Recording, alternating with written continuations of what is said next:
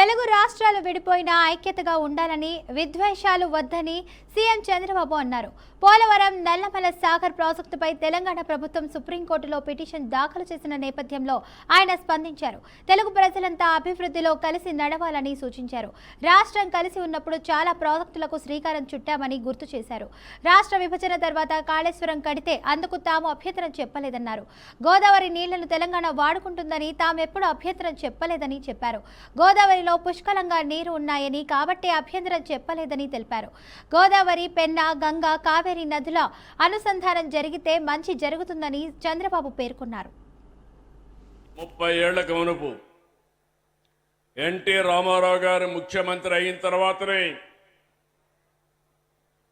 నాగార్ సాగర్లో ఉండే ఏదైతే కృష్ణా జలాల్ని ఆ రోజు ఆంధ్రప్రదేశ్కు ఉపయోగించుకోవాలని ఒక పక్క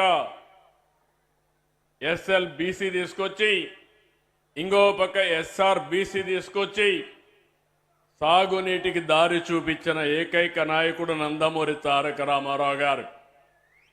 ఆ తర్వాత మీరు ఒక్కసారి చూస్తే నేను కల్వకుర్తి లిఫ్ట్ ఇరిగేషన్ కానీ, ఏఎంఆర్ ఎత్తిపోతుగల పథకం కానీ, నెట్టింపాడు కానీ ఇవన్నీ కూడా పూర్తి చేశాం కృష్ణా పైన తెలంగాణ ప్రాంతంలో. ఇంకో పక్క కృష్ణా డెల్టా మోడర్నైజేషన్ పేరుతో 20 టీఎంసీ నీళ్లు పొదుపు చేసి ఆ నీటిని తెలంగాణకు కేటాయించి భీమా లిఫ్ట్ ఇరిగేషన్ కూడా పూర్తి చేశాం. ఇంకో పక్క మీరు చూస్తే గోదావరి నదిపై గుప్తా, ఆలీసాగర్, ఇంకో పక్క దేవాదులు ఎత్తిపోత పథకాలు కూడా చేపట్టాం. ఆంధ్ర ప్రాంతంలో చేగల్నాడు, పుష్కర, తాటిపూడి ఇలాంటి లిఫ్ట్ ఇరిగేషన్లు తీసుకొచ్చాం.